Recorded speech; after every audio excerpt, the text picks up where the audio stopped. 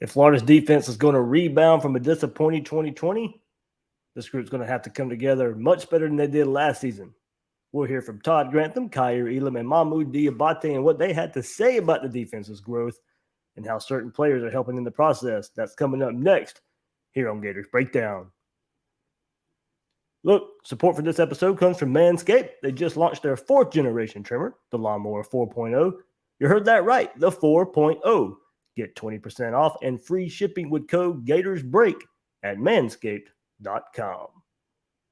Want more Gators Breakdown? Join Gators Breakdown Plus. Starting at $3 a month, get access to unique episodes, plus a blog, chat room, giveaways, shout-outs, and more. Gators Breakdown Plus is furthering the interaction with fans and listeners like you. Head to gatorsbreakdown.supportingcast.fm to join Gators Breakdown Plus today.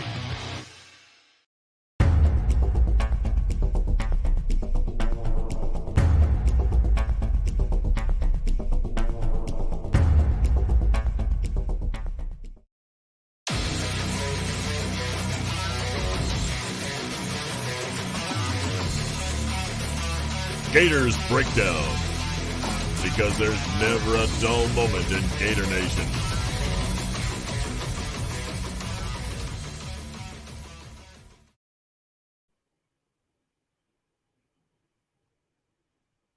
The Gators Breakdown podcast is ready to go. I'm your host, David Waters, and you can find me on Twitter at GatorDave_SEC. Joining you right here on a Sunday night. Look, fall camp has started. We're going to get more news. We have plenty to talk about, so we'll get more episodes of Gators Breakdown in when we can, of course, with fall camp in full swing and plenty to discuss here on this episode of Gators Breakdown.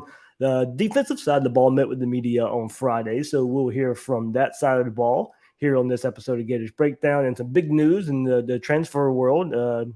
Not really a surprise, though, of course. We've heard about it for a few weeks now, but Texas A&M defensive back Elijah Blaze transferring to Florida, of course. So big news there, but it is official now. He had put it out there on his Instagram, I believe, that he is going to be transferring to the University of Florida. Also, since we're talking defense, I was going to do this episode anyway, not because of some news that has been coming out today on this Sunday, and I've gotten hounded with questions, of course, about it all, and some unfortunate news, of course. And defensive back Jadon Hill looks to have went down with an injury on this Sunday morning, the 3rd fall camp practice. Severity, nothing's official, of course, but that is the word that is out there from plenty of sources I trust. One I really trust that I know would know.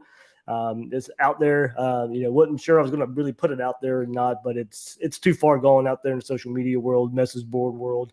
It is out there. So, of course, that's part of the game. Injuries happen. But Jadon Hill, defensive back for the Gators, we got to hear from him at Gators Media Day the day before fall camp started last Thursday. He got to talk to the media. He was really looking forward to, being in that second cornerback role opposite Kaiir Elam, and that challenge that it is being that second cornerback opposite of a superstar. You're going to get targeted. And he was embracing that role. Of course, he hurt his knee in high school. The Gators stuck with him through that. He committed to Florida, and this was going to be the year he was going to break out. But the word out there is Jadon Hill goes down with an injury. We'll see. We'll see how severe it is. Hopefully it's not all that bad. I know that the fear is that it is. So we'll hear hopefully sometime soon the official word from Florida. Hopefully it's not true, but I have a feeling that it is. Knowing with how much it's out there and who's putting it out there as well. So, we'll see where that goes. Probably some tests have to be run to see how severe it is and looking at that. So, if it is speedy recovery from him, we'll see where it goes, but nothing confirmed as of yet of how severe or what it is.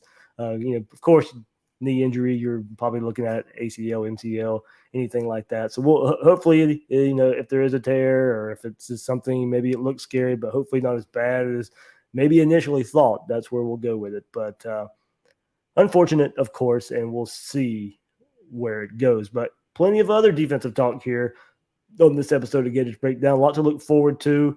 When you look at that side of the ball, of course, and all the improvement that needs to be put on that side of the ball, the emphasis that needs to be put on that side of the ball, the coaches know it, the players know it. You're going to hear that here from Mohamoud Diabate, Kaiir Elam, and defensive coordinator Todd Grantham. As I said, they spoke to the media on Friday, so plenty to dissect there. That's what we're going to do here on this episode of Gators Breakdown.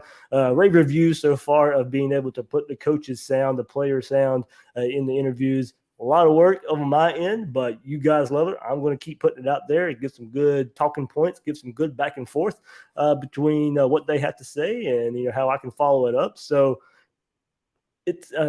I'll keep it coming. I'll keep it coming. I don't mind the work there. If you guys enjoy it, it will be plenty of it will be out there to be had. So, all right, we'll start with Todd Grantham, Kaiir Elam, and looking forward to having the normal routine. Not a COVID year and what that means for the development of the defense. But credit to those guys, they're building on last year, not using COVID as a full excuse for what we saw last year on the defensive side of the ball. And then they also go into what Todd Grantham does. He goes into the importance of the front seven, how important they will be, creating turnovers, and coming together as a unit on defense. There's still always things you got to work on to improve and be the kind of team for the vision that we have. And when you kind of start thinking about that things, you really, first of all, you talk about the front seven. And, this is a line of scrimmage game, so you've got to be able to play with a certain stoutness, set the edge, build the wall. So when you look at that, first of all, we were able to add 2 grad transfers in Daquan and Antonio. So those guys give us some veterans that have some snaps, that have some stoutness. Then when you start looking at guys like Javon, Dante, Jalen, guys that really honestly got their reps in games. And, they're more mature now. They've been able to develop. So you've got a group that you've added a couple veteran guys and some younger guys have been able to get some work. So now your ability to set the edge and build the wall should be where you want it. Then secondly, when you look at it, you really talk about, we've always been high in turnovers. You want to make plays on the ball. And when you talk about making plays on the ball, first of all, it's about being in position to make the play. And then as opportunities present themselves through the game, being able to go make those plays. So, we want to work on that. And then lastly, I think the thing that you hit on, it's really important to me is in our team is I really do love the attitude of our players and the vision they have for the kind of team we want to be. And I think that comes from your ability to have, like, for example, we had a full team defensive unit meeting last night. Okay, so therefore you can define things as a unit, you can show examples. So as we go through training camp, and training camp's going to be a grind, the D-line can see guys in the back end making plays. Well, that's a respect factor because you pointed out to them in a meeting. You can see guys up front making plays. Well, then the corners and the off-the-ball players get to see that. So there becomes a respect factor. Then you get to show plays that, hey, we got to improve upon to be the kind of team we want to be, and, we need to work on that. So in my opinion, every player has a value. Okay, I think the biggest thing with being able to be where we are now is we can improve our synergy. And that allows you to become a little bit more valuable as a unit as opposed to your individual play. Other people didn't have an off season in the spring, so we can't use that as an excuse. I feel like we like having a spring and a training camp this year is a full training camp this year. We had a training camp, but not a full training camp. I feel like that's very needed and important for us to, be on the same page. I feel like last year we looked a little, out of whack, not communicating like we should, and not everyone on the same page. So I feel like this year, hopefully we can clean that up so we can do everything we need to win every single game and come every single week and get better. There we go. The big takeaway keyword there from Todd Grantham was synergy. We got to look that up. We got to put out there what that means. And good thing, and it's a good thing if it can happen here. Synergy, the interactional cooperation of 2 or more organizations, substances, or other agents to produce a combined effect greater than the sum of their separate effects. Go back to SEC Media Days. What did we hear Dan Mullen say? independent contractors on defense. And you're going to hear me say that a lot. We're talking about this defense and going back and Dan Mullen's comments on that. And that's what Todd Grantham is saying too, and Kaiir Elam in a way too. You've got to come together. Got to come together and communicate. Got to come together as a team. You can't have these independent contractors on the field. You're not going to come together as a defense. And I like Grantham saying, look, in the meetings, we can show, hey, look, this is what the defensive front seven did to help you guys out there in the back end. And this is what the guys did on the back end to help you guys up front. It's a synergy. It goes together. So there was none of that last year. There was very little of that last year, as we know. We saw all the miscommunications. We saw players not being able to hand the defender off from one to another. It was bad. There was no synergy last year, and that's probably going to be a key word, a key factor, a key factor that's going to just be honed in over and over again from this coaching staff to these players of, look, you've got to come together. We have got to come together. Mullen said last week, it's on the coaches and the players, and communication from the sideline to the field.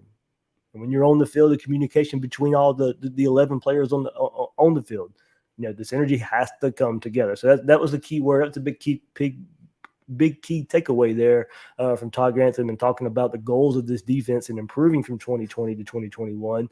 And look, he brought up the front seven. I'm going to get into that a little bit later because it's not the only time we'll talk about the front seven in this episode here and what the players are saying about the front seven as well. Plenty to discuss there. But, Todd Grantham brings up creating turnovers, and that was not a very strong suit of the Gators last year, something they've been able to do in 2018 and 2019, and just it didn't rear its head there in 2020. Just one more thing you could point to on that defense that has to get better. So I think, these things Todd Grantham comes up and says, I think those are the things they can work on. And I think what he likes about this defense, so he brought up the front seven on his own and the two transfers and what they can bring to the table and creating turnovers and coming together as a unit on defense. So those are the things now you can kind of see the message that was probably implemented in the spring and what they can, take from that and use as a pedestal to go into fall. And that's what this defense is going to be working on. That's what they need to be working on.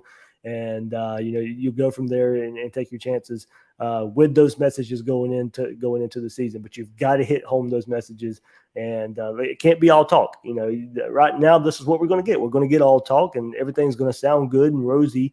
But then when the season starts, this is everything that we are discussing right now. That's what we have to see when Florida lines up game 1 versus FAU in a few weeks. So, talk is all good right now. We know that's the message, but it doesn't mean it's going to be implemented or implemented the right way. We won't know that till the Gators kick off in just a few weeks when they hit the field. So now one player that was featured from Todd Grantham, he was asked about him and taking the next steps of his development is one Gervon Dexter. And Todd Grantham had a lot to say about him and his development of his game.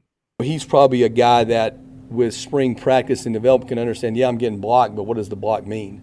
You know what I mean? I mean, there's certain kinds of blocks, but a couple things. Number one, formations tell you what's happening a lot. Backfield sets tell you what's happening a lot. Stances tell you what happens a lot. So sometimes when you're just worried about where I got to be and, hey, what's my gap, then maybe I don't play to my level of physicality because I'm trying to feel things. There we go. Can you play to your physicality? And look, the way you play to your physicality with a player like Gervon Dexter is to get experience and, start where you have to be based and what knowing what you're doing, and you have to get that. The understanding of why is his next step. And that's it for Gervon Dexter. You have to understand what you're doing. And I'm not sure as a freshman, he got that last year. He was thrown into the defensive tackle rotation because he needed to be. And he performed well for a true freshman, but it's asking a lot for a true freshman to come in a COVID year, playing in the trenches of the SEC, and to know every little nuance that it takes in playing a position. And that's asking probably too much when you go back and look at it. But he gets that chance this year, and he should help. I mean, that should help prepare him for the next step in his career. Is taking all this development time since spring and coming into now and getting in there with Nick Savage. I mean, just imagine a true freshman coming in and saying, all right, well, you're not going to go work out in our workout program that every other player has gotten used to the last few years. And you got to learn a defense through Zoom meetings and all that till you hit fall camp. I mean, for a true freshman that would needed to be counted on, that's a lot. So he gets that chance this year. I can forgive a player in his position for struggling in that scenario at times last year. Experienced players were hurt too, but not as much as a true freshman coming in and having to learn in that difficult setting. There wasn't much time for teachable moments, and now with the teaching, he can just go ahead and play much faster. He knows what to do now. He knows what to look for. He knows what to look for in how an offensive lineman sets up. And as Todd Grantham said, how those running backs are lining up, where they're lining up. A lot of those things give you keys, give you ideas of what an offense is going to do. You think Gervin Dexter was getting a chance to learn that last year? No, he wasn't. He was going out there and just having to go make plays. And so now it's just not, hey, go down there, get in the 3-point stance and go bull rush somebody. No, now you're knowing why and when you need to do that and what to look for. And if that's what you need to do, at least that's a key of what you need to do. But if you need to hang back and eat a block or something like that, you'll know that your role in the defense the more you learn now. So, those are things for, going back to last year that I do think held some weight. As we said, the experienced players were having trouble last year in that. Imagine a true freshman having to go through that as well and having to learn on the fly, especially on the defensive line in the SEC. It's not easy. It's not easy out there. And he got thrusted in there. If Kaiir Campbell had been able to go at the beginning of last year, maybe, Gervin Dexter just kind of gets used to the role. Granted, he's a 5-star defensive tackle, one of the top players in the class last year, but given the circumstances of that year, he got thrusted in there. He wouldn't have had to get thrusted in there if Kaiir Campbell's in there. He could have just worked his way in a little bit, got his feet wet. But no, Florida needed him to show up and play. And as a true freshman in that situation, he did admirably. I'm a big fan of Gervin Dexter, looking for him to take some big steps here in his next season. One more player I think we've just that was featured, and we've just kind of been wondering about. There's been I did a special episode on him a few weeks ago, but we've wondered where JUCO transferred DeJuan Black would line up, and Grantham, he really gave a lot in kind of how he'd be used and share his role in the defense. First of all, DeJuan's a guy that's got high energy, really good athlete, can run, and he'll be an off-the-ball player for us. He'll be an off-the-ball player that'll play multiple things. There we go. Multiple things. Off the ball player. Off the ball means he's going to be in coverage more from the linebacker spot. And look, that's welcome news. That should be welcome news to Gator Nation. That's an area where the linebackers have struggled since Dan Mullen and Todd Grantham have come in, since Todd Grantham's been defensive coordinator. Linebackers that just have not been able to keep up in the passing game. Pretty good in run coverage. You've had David Reese being able to stuff run holes and be a tackling machine. Ventrell Miller's got the tackling numbers as well, but liabilities in the pass coverage. And so it's welcome news there, using for a player like DeJuan Black, being able to use his less athleticism as a backer, not being a run stuffer so much. You don't really want him doing that. You want him moving around in coverage, and floating toward the middle of the field, clean up in the run game, being involved in the run game, but you're not going to be the guy first in there, sticking your head in there and trying to stop an opposing running back. That's not going to be his role so much. But also Todd Grantham mentions interested, and I'm interested in this part, the multiple roles. What are the multiple roles DeJuan Black's going to be part of? Star, to me, is one of them. He's going to be playing star a bit too. Hopefully playing, and hopefully those playing multiple roles won't be too much on DeJuan Black. I don't think it is. He's very athletic, very versatile type of player. But with him being multiple, this is a way he stays on the field. And this is one less player running off the field to be substituted because the opposing offense switches personnel. No, DeJuan Black can stay on the field. And if he needs to play linebacker, he can play linebacker. If he needs to play star, he can play star. You're not going to take him off the field, having to rush somebody else out there. They're not getting lined up in time, and there's an easy play for the offense. No, DeJuan Black can stay on the field, being this multiple type of player there. So, it's an off the ball type of linebacker is what we or looking to get from the one black role in the star position as well. I think so. Pretty good fit there for what he's done there. Like I said, when he posted, I'd say month and a half ago, of the positions he'll be playing, and I think he took it down on Twitter. I'm not sure the coaching staff wanted him to put it out there, or maybe we'll see. But he said money backer and nickel star, so pretty much what we're getting here from the one black.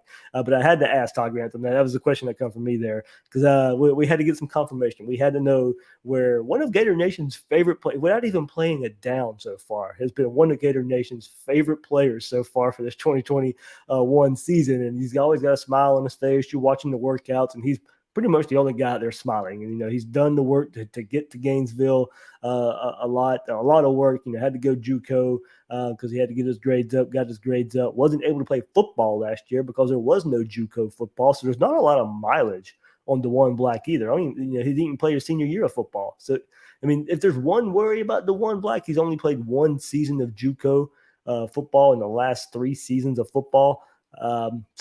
But there's not a lot of mileage on him either. So I think you can kind of take that 2 ways for the one black and what he brings to the table for this Gator defense. And man, that's one player I'm definitely ready to see get out there. And he's for him too. I mean, it's going to be a special moment, him running out of that tunnel the first game of the season.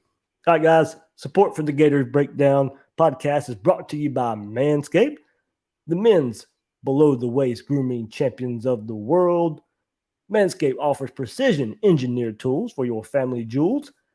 Manscaped just launched their 4th-generation trimmer, the Lawnmower 4.0. You heard that right, the 4.0. Join over 2 million men worldwide who trust Manscaped with this exclusive offer, 20% off and free shipping using the code GatorsBreak at manscaped.com. Sleek, well-designed, optimized trimmer that makes shaving time an easy time. I have used Lawnmower 3.0, but I'm blown away by the performance of the 4.0. The build and the details are next level.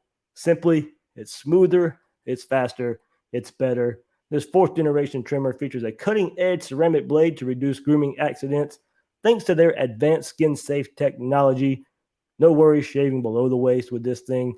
The new multi-function on-off switch can engage a travel lock, created for people who like to travel. And you guys know I like to travel, so that travel lock is a must to make sure it's working when I get to my destination. This upgraded trimmer also gives you the ability to turn on an LED spotlight when it's needed for more precise shave.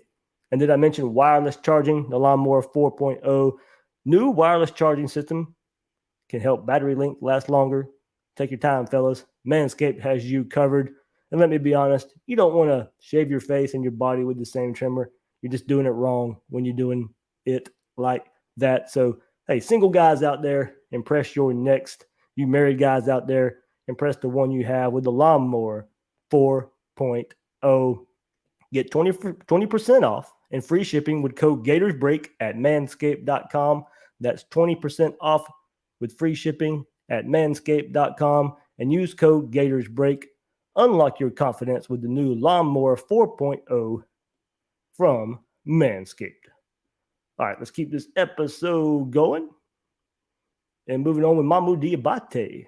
And I think he's probably one of my favorite players to follow. I mean, he's one player on this defense I'm expecting a huge jump from, and more so a huge jump from the beginning of 2020 to the beginning of 2021. The end of 2020, you could see him getting more comfortable in that linebacker role.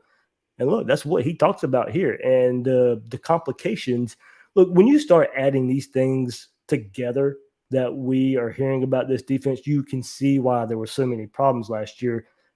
Excuses, no. Even like Kaiir Elam said, not an excuse, but you can see the reasons why. And, Mohamoud Diabate talks about his transition from playing more of an outside backer to a linebacker role.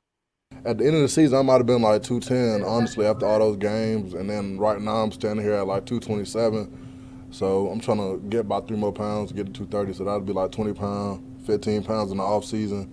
So I feel like, I've always been a good, like the last 2 years, I've been able to, have a big impact for my team, make big plays. And I feel like with this added weight and and with the weight, I'm even faster. So with all that, I feel like, it's time. I felt like a lot of people, except for my coaches, don't understand, how hard it is from just straight going off the ball and trying to get the quarterback to, okay, now you have to pass off routes. Now you have to back pedal. I never had to back pedal before. So just being comfortable, getting used to seeing things, like they say, what doesn't kill you makes you stronger. So things go bad, you learn from them. You learn how to, you learn very quickly. So by the time I got to the last game of the season, I was comfortable. And then with the spring and then this camp, it's time, like I said. It's time. He's right. It's time. And look, I love the honesty there from Mohamoud Diabate about how hard the transition was. But even look at that. I mean, he was playing linebacker at 210 last year.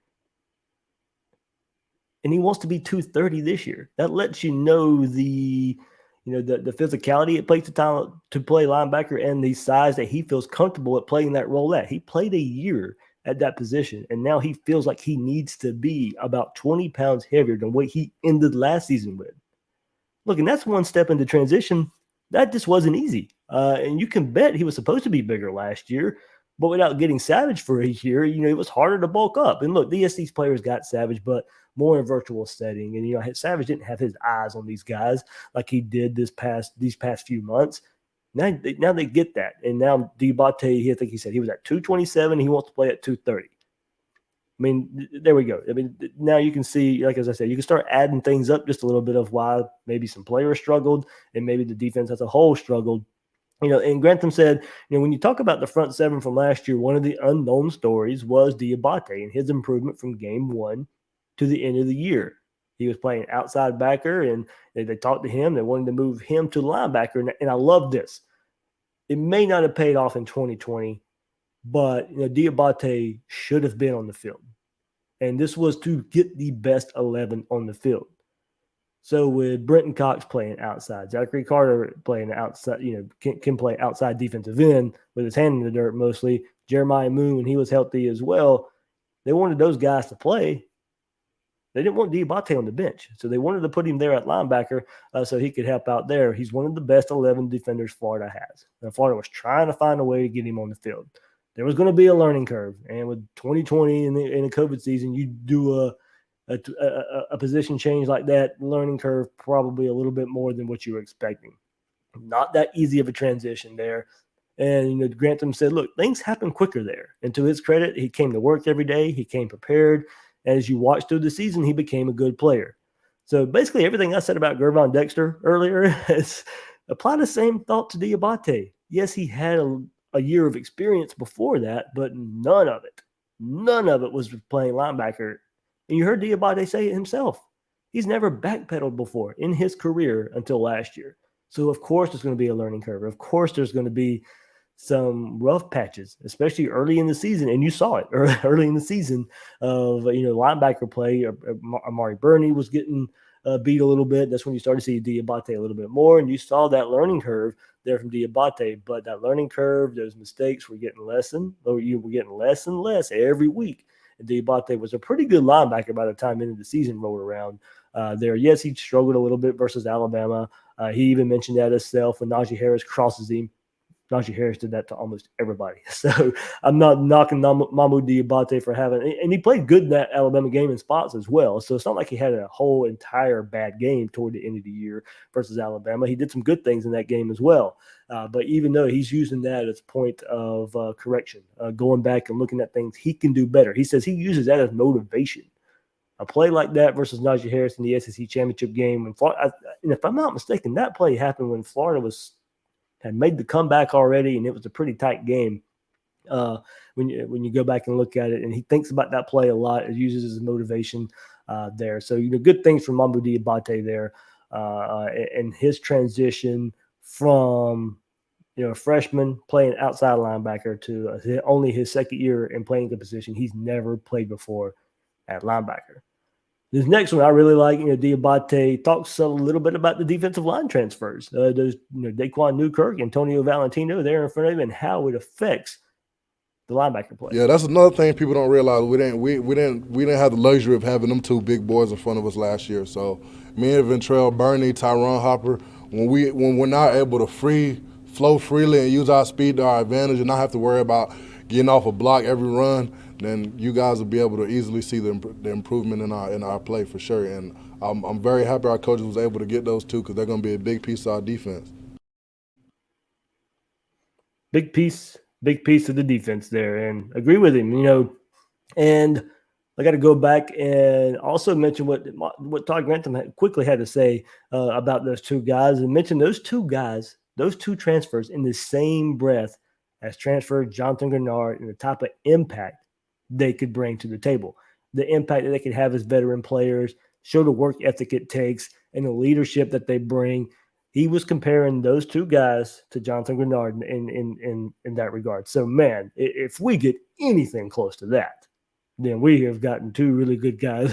And Florida's defensive front is going to be dominating if you get anything close to the production Jonathan Grenard brought on the field and off the field there. So leadership, a big part of it. Jonathan Grenard provided that in just his one single season here in Gainesville. High praise there for Todd Grantham for these Valentino and Newkirk.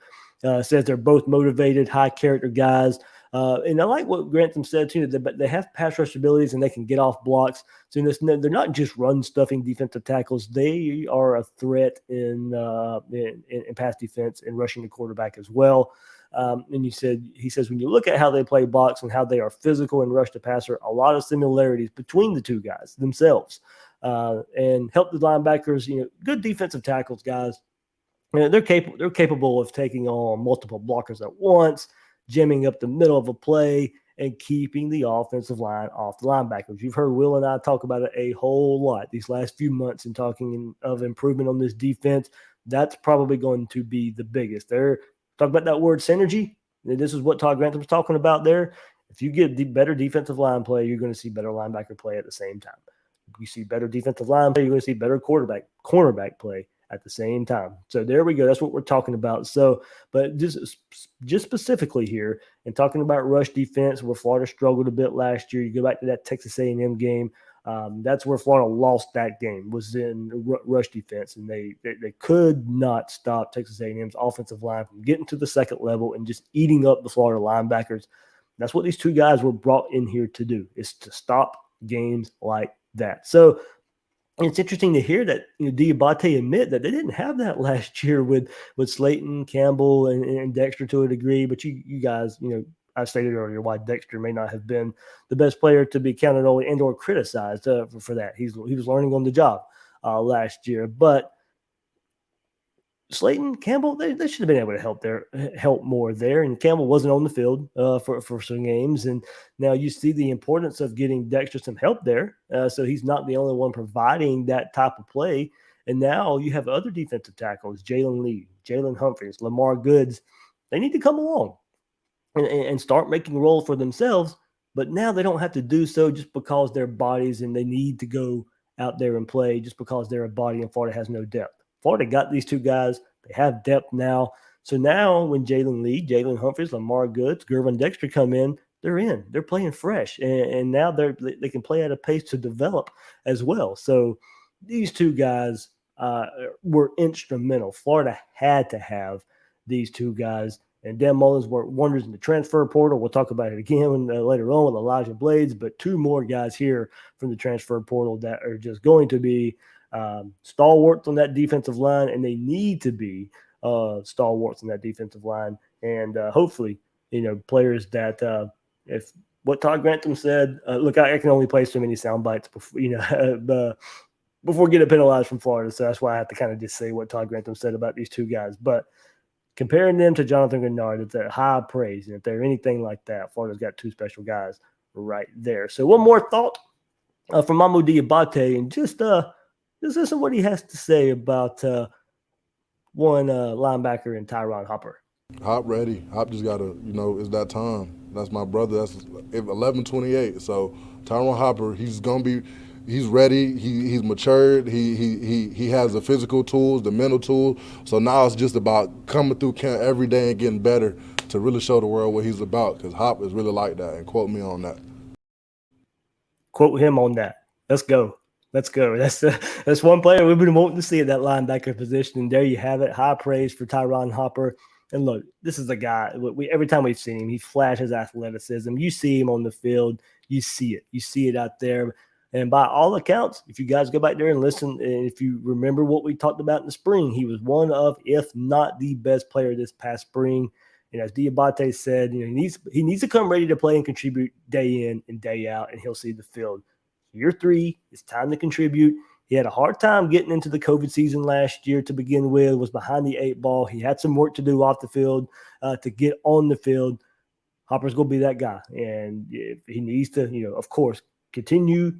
That spring needed to be a launching point for a player like Tyron Hopper. We've heard your name. We've heard all the athleticism. We heard a force that you could be at linebacker. Now it's time to see it. It's time to see it. It's now is the time not to be a name, but to go make a name for yourself. And that's what we need from Tyron Hopper. Spring seemed to go well, and let's hope that trend continues this fall when he's on the field. And if he is, that Gators defense is going to have some players on it. I mean, look, guys, we've talked about the way Florida has recruited. You go look at the stars on Florida's team. If you're into the recruiting rankings, most of those stars are on defense. So it is time. It's time to step up. We'll see, the coaching side of it. Hopefully that's up to par as well. But if the coaching side is up to par, these players are up to par, and they live up to the ability that we think they have. This defense can be special. This defense can be really special. So I'm going to give a shout out to some Gators Breakdown Plus members here. Southern Gator says, man, he went back and watched all of Diabate's interview, the full interview. So he goes, I watched Diabate's interview, and I'm drinking the Kool-Aid, except this defense, and I expect this defense to be much better. I'm so ready. So thank you, Scott, for that comment. And Levi Deese in the Gators Breakdown chat responded, pour me another glass too. So there we go. Drinking the Diabate Kool-Aid, drinking the defense Kool-Aid. I probably am a little bit too right now, and listening to what these players and coaches had to say about some of the players on defense. Yeah, ready to go just a little bit there. Speaking of Gators Breakdown Plus, I'm going to extend this episode a bit for some Gators Breakdown Plus for the Gators Breakdown Plus members. Some thoughts that were sent my way from Gators Breakdown Plus. We'll keep the theme here of the defense, of course. So, guys, if you're not a member yet of Gators Breakdown Plus, you want some extra content, go sign up at gatorsbreakdown.supportingcast.fm. You can Google Gators Breakdown Plus too, and you can find it that way. But hey, look, if we get closer to the season, there's going to be even more content on Gators Breakdown Plus. So, of course, go ahead, sign up, get some extra benefits right now. When the season gets here, you can best bet Gators Breakdown Plus is going to be the place to be along here with Gators Breakdown. All right, let's get to the last player that we get to speak to on Friday, and that is Kaiir Elam, and creating a bond in the secondary. Of course, that's something that needs to be done. We saw all the miscommunication mostly there last year for this Gators defense, and on him becoming a leader as well to get the defense back where we expect it to be. And also, Elam hits what he can improve on. Young and exciting group. I feel like last year was last year. I feel like this year we're just trying to build on being a better team each and every practice and each and every week. I feel like, there's always a lot of room for improvement, but I feel like I love the energy and I love the bond from this year compared to last year. Me and Tradin have tried to make sure everybody's on the same page. We all bonding. We all doing extra work more than what's expected. So we trying to bring back DBU. It's not just a saying. We actually trying to prove it to people every single game and every single practice. If you come see us practice, we make sure we stand on everybody, and we want people to stay on us if we slacking. So just trying to install that mindset. Okay, we're not the Gator standard. We're not a top 5 defense, and that's just that. I just feel like I've put in so much work. I just got to go out there and be more consistent. Honestly, I can have dominant plays on film, and then I might have just a horrible play. So I just being more consistent and just being who I'm supposed to be. So I feel like nobody better than me. I feel like I'm supposed to dominate every single play in every single game. Good stuff there from Kaiir Elam, and the realization of what it takes, and the realization that it wasn't good last year, and the reasons why, and communication, being on the same page. And look, he wants to be more consistent. A lockdown corner, and that comes with a lot of expectations. Being a lockdown corner, look, he and Derek Stingley are thought to be two of the best corners in the country, and they played on two of the worst pass defenses in the country last season. So add that up. But just another weirdness of 2020. But it lets you know that the reputation someone like Elam has not to be overlooked because of how bad the rest of the pass defense played. Can he play better? Absolutely. He even said it. But there comes a lot of expectation. He needs to be that lockdown corner, and a lot of expectation comes with that. And he looks like he's ready to handle that role. He's not the rah, in your face defensive back talker that we've seen at Florida before. And like you see with a lot of high profile DBs, he's kind of a quiet demeanor, go about his business. I'm going to get the job done. And that's just what Kaiir Elam is. You're not going to hear a whole lot of, especially in the NFL ranks, but you see it in college too. There's a lot of disrespect that comes from the defensive back position. Look, it takes a lot of confidence, takes a lot of swagger to play that position, as I know, wide receivers like to talk as well. So you're always seeing wide receivers and DBs jaw back and forth. But, Kaiir Elam's that, I think, more of a lead by example type when you look at him. So maybe more of a vocal side too is maybe another part we see grow from him this year.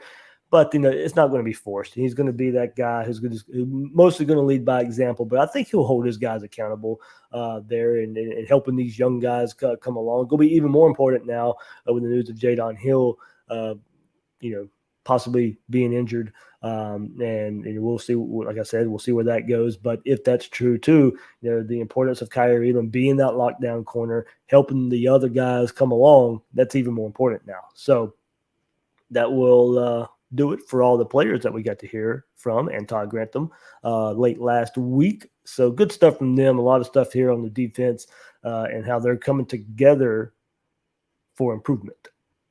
So the other news, of course, I think we have to get, that came out Friday, I believe, as well. Elijah Blades and him transferring from Texas A&M to Florida. And now with this Jadon Hill news, guys, if that's the case, even more important now. And I know there was a lot of back and forth about a month ago when it was coming out that Blades was going to be coming to Florida. And they're like, oh, we don't need him. We got enough DBs. No.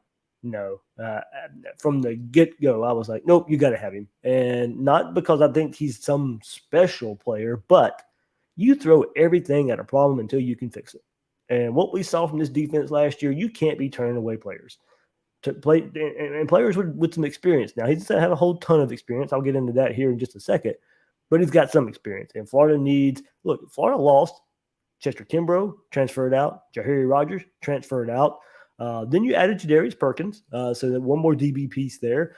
And I think Florida wants a set number there. So you lost two. They want to bring in two for this year, and that's where Elijah Blades comes in. But now, with Hill and the rumors, reports, or I don't know how far it's gotten since I've gotten on this episode here of Gators Breakdown, but the possibility of Hill being out either for a little while or the whole season of 2021, you need another DB body. So now you add Blades. And look, as I said, you throw everything at a problem until it's fixed. There's more competition back there. Competition is a good thing. Competition is a great thing for this defensive backfield. There's a lot of names back there, but we don't know what a whole lot of them can do yet. That's what this fall camp's for. Now, he's going to be behind the 8 ball a little bit. He'll be joining next week, I believe. So he'll be about a week and a half, 2 weeks behind everybody else. But similar defenses. Terminology he'll have to learn a little bit, but it's not like a true freshman coming in and play a whole lot of defensive back. At least he's played in the SEC. It's not really going to be a surprise for him when Florida and Alabama play week 3. So he's played versus Alabama before at Texas A&M. So, but my thing is, you can never have too many DBs in today's game. Injuries happen. Transfers, look, they've worked out in the West in the past for Florida, as I have talked about. There are not many transfer DBs since Mullen's been here, but we'll see where it goes. Your wide receivers have made an impact. Jonathan Grenard makes an impact on the defensive line, but Florida's had a pretty good hit rate on the transfer so far. Elijah Blades, he's going to play. He's going to play a lot. He's going to be in that rotation, that second, third quarterback spot on the field. So when Elijah Blades gets on campus, he needs to hit the ground ready to go, especially with Hill. and the possibility there of being out. Florida needs another guy to be able to step up and step up quick. And the staff supplements well through the transfer portal. And Elijah Blades, one more. But look, former top 100 player, 6 games for the Aggies in 2019 as he started 6 games in 2019 for the Aggies, finished with 19 tackles, 2.5 tackles for loss, 3 pass breakups. And remember, he opted out last year in 2020, then announced he was going to the NFL draft. That didn't happen, decided to return for spring. Then he battled a shoulder injury last fall, and that played a little bit of his role, played a little role in him sitting out last year as well. So,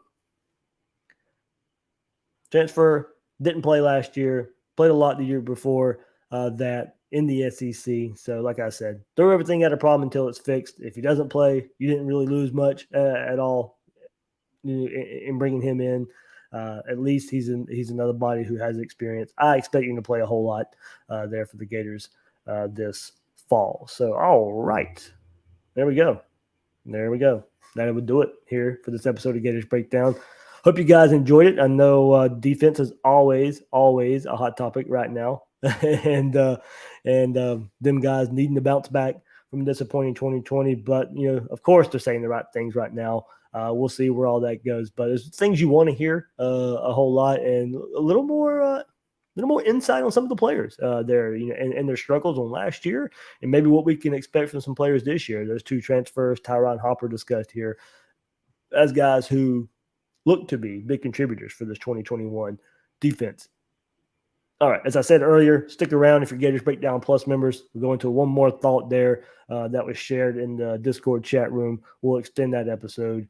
We'll extend this episode for Gators Breakdown Plus members. Guys and girls out there, I'm your host, David Waters. Thank you for listening to this episode of Gators Breakdown.